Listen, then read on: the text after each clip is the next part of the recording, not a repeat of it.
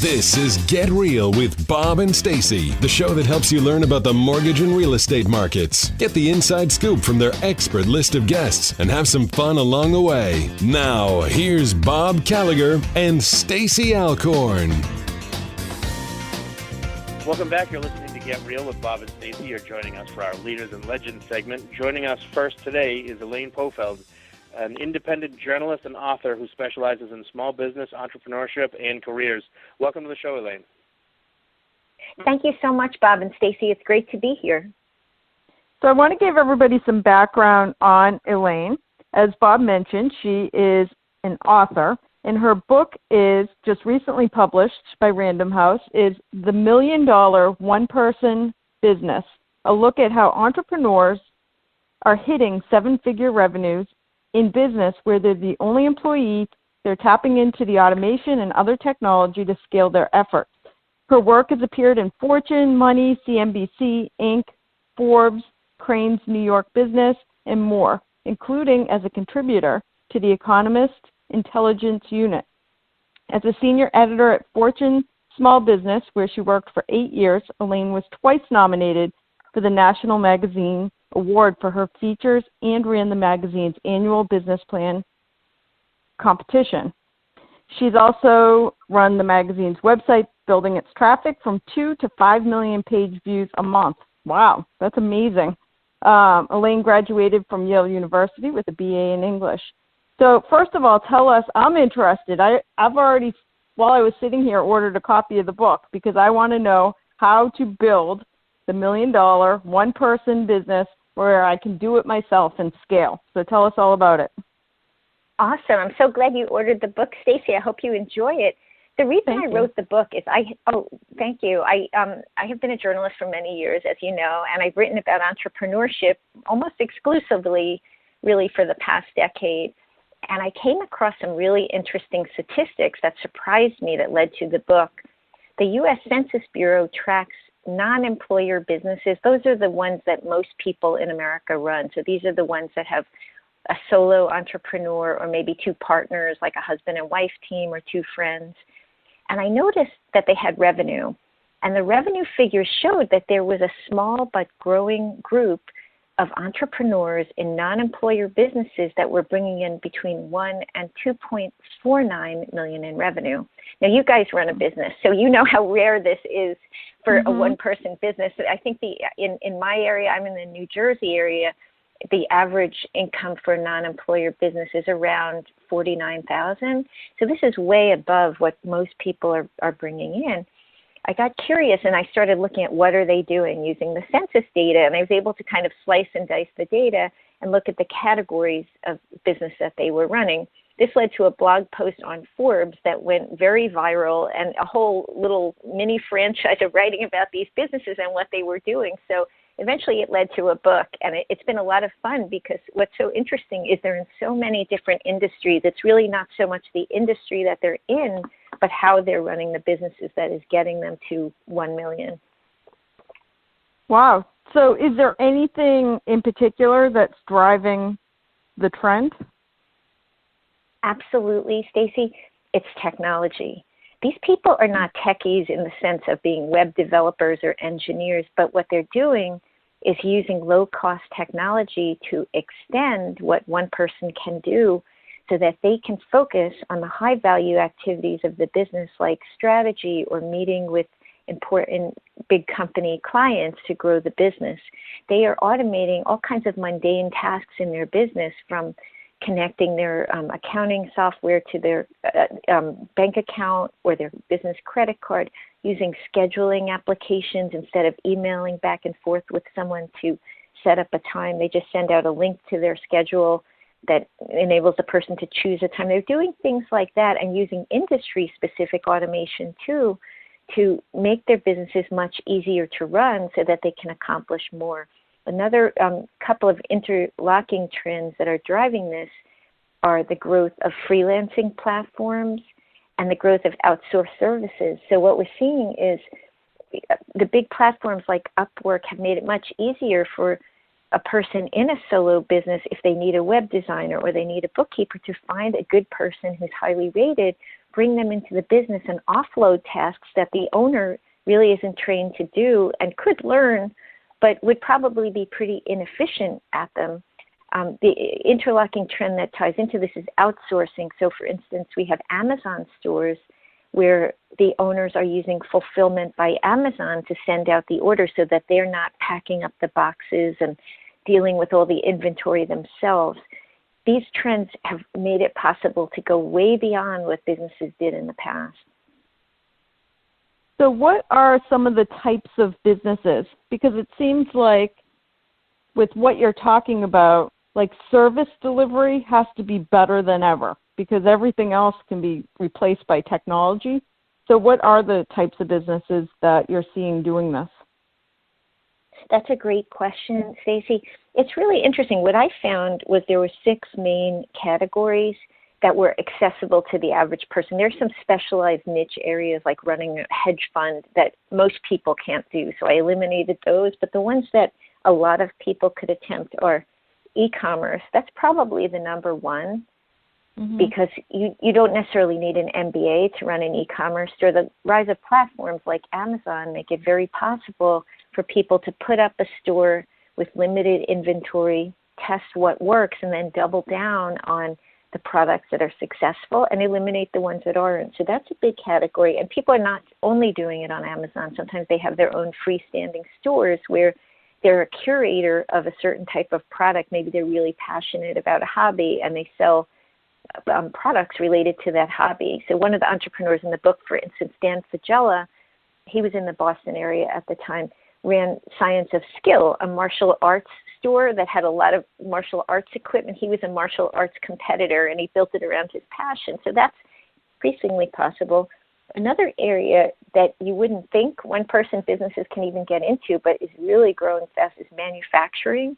You can have people in your home, in their own home, outsourcing all of the manufacture of a food product, for instance, to a company called a co-packer so that they don't need the employees that a factory would have. They don't need to have the facilities, and they know the food will be packaged safely. There were a few companies in the book that did that. And I recently interviewed a nurse who used this approach. She's a mom of 3, never worked in business before. She was a NICU nurse. And she was working with moms who were nursing their babies and started baking bars for them to help them with nutrition. The bars started selling really fast, so she said, I should manufacture these. And she wound up outsourcing this to a co-packer. The brand is called Booby Bars, and she wound up getting it into Walmart. Wow. Now this woman from her home has a product in Walmart, right? A one-person business. Incredible. This was not possible before. So that's number 2. Informational content creation is a hot area too. And this is one that can be an adjunct to many businesses. So you'll see somebody who, maybe they're an accountant and they keep on getting the same questions from their clients. They might do a webinar on some new change in the tax law that people have to pay $200 to go to. It's a good way to onboard clients who maybe can't afford to hire you on an hourly basis but still need the information. And maybe a year or 2 from now, will have the budget to come on board. So that's a good way to leverage what you already know. You just have to get into the process of researching how to do a webinar or a course. There's a platform called Teachable where I see a lot of people putting up courses. There's some experimentation. Of course, you've got to see what people are interested in learning, but this is very hot. Professional services and creative businesses can get to the 7 figures, but they have to usually go beyond the traditional trading time for dollars, because even if you charge $300 an hour, it's hard to get to $1 million. So you might have to have a combo practice where maybe you do some hourly or retainer work, but you also have an informational product. This is similar to the personal services firm. So I saw a lot of people in things like fitness coaching, or they were nutritionists, and they had one-on-one clients, but then they said, you know what? A lot of other people would benefit from what I know. One of the entrepreneurs, Megan Telpner, is a mom in Canada, and she was diagnosed with Crohn's disease about 10 years ago, healed herself. She's been in remission for 10 years and became a nutritionist. She had been in advertising. So she started out with a product called the Green Smoothie Fast, where she taught people a little bit of what she knew, and then she built on that and eventually created a school where she teaches people healthy cooking. It's called the Academy of Culinary Nutrition, and that's become a high revenue business. And then finally, real estate. And this is a fun one because it's something that people can do outside of a traditional career by investing. One of the entrepreneurs in the book is a financial planner in Duluth, Minnesota, Corey Binsfield. He's also a skateboarder. So he skateboards around Duluth, Minnesota looking for properties that might be appealing, and he buys small duplexes and rents them out. Now he's in his 50s, and he started this years ago. So each time he invested in one property, he'd reinvest, and now he has 116 properties, and that has become his $1 million business. Wow. That's awesome.